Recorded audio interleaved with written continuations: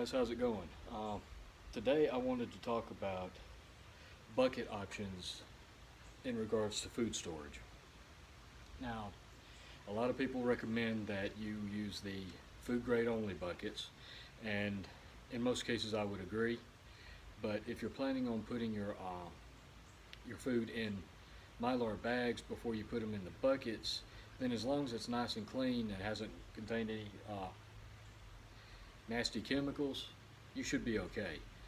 If you're planning on dumping, say, rice directly in the bucket, then yes, you need to have clean food grade buckets.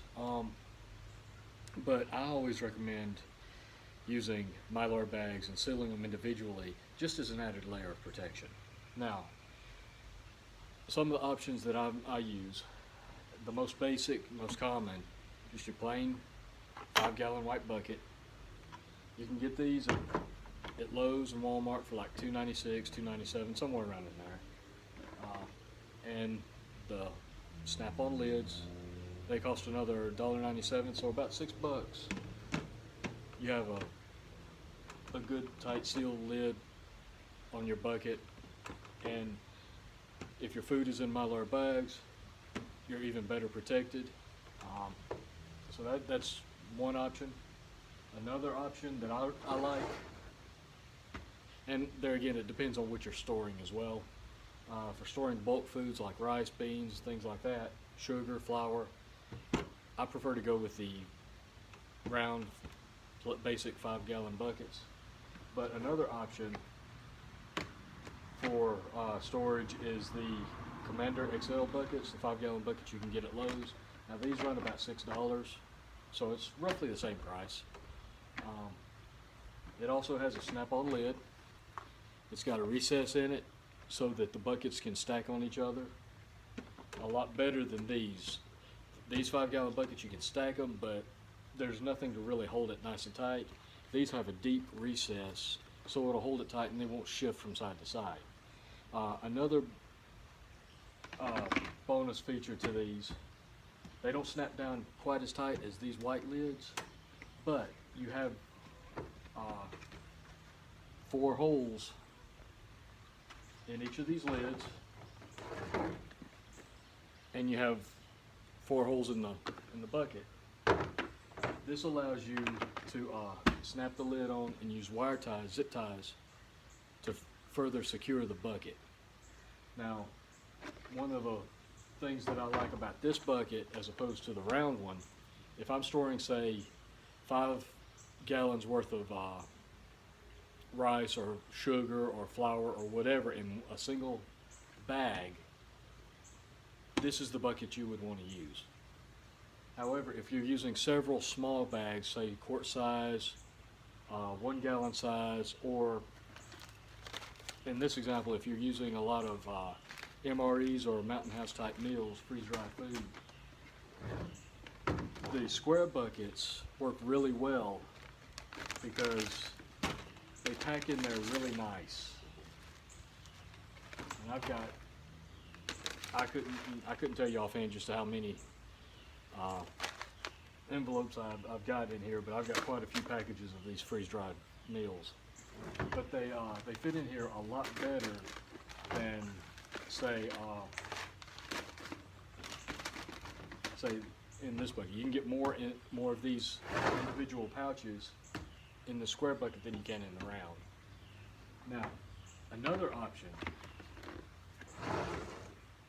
and this is considerably more expensive. These things can be, at times, a pain to get on and off. If you have to constantly go in and out of the bucket multiple times, this is not ideal because over time these will eventually break. Plus, it's rough on the hands. You have to have a bucket wrench, which I don't have with me, but those make it easier to get them on and off. But they'll also, if you're not careful, you'll also crack the lid. Another option for these white buckets, and it's a considerable upgrade in price, are gamma lids, gamma seal lids. Now, how these work, if you're not familiar with them, you've got a ring with a rubber gasket in here. You would put on here, hammer down, and it would be a good tight waterproof seal. And then all you got to do is screw the lid on and off. That works great if you need to get in and out of the bucket pretty regular. If you're just going to seal it up and just set it to the side, definitely want to go with a regular $1.97 lid, because these Gamma Seal lids will run you anywhere from $10 to $15 depending on where you get them. That's $10 to $15 a piece. So that's a lot more than either one of these buckets. But it is an option. It's an option for convenience.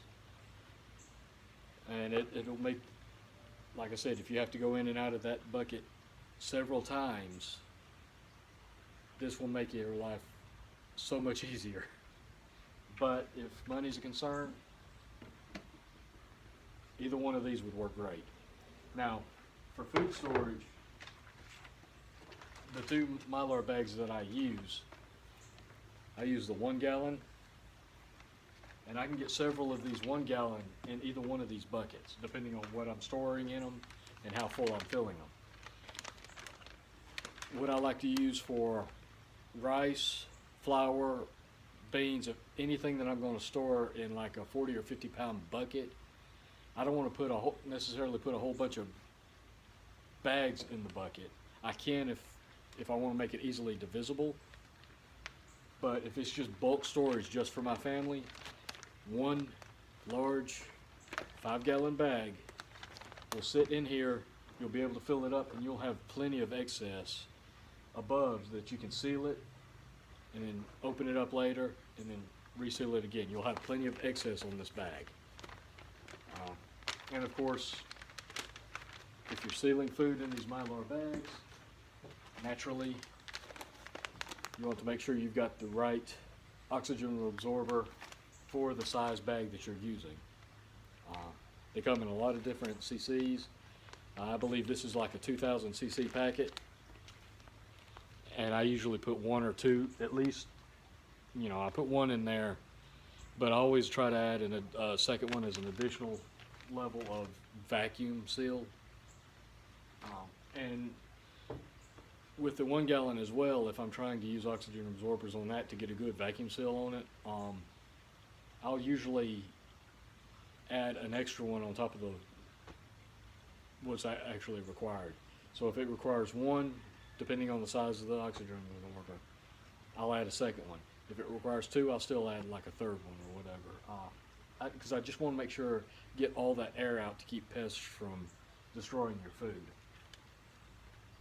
But yeah, that's just some bucket options for you. I'm sure there's a lot more.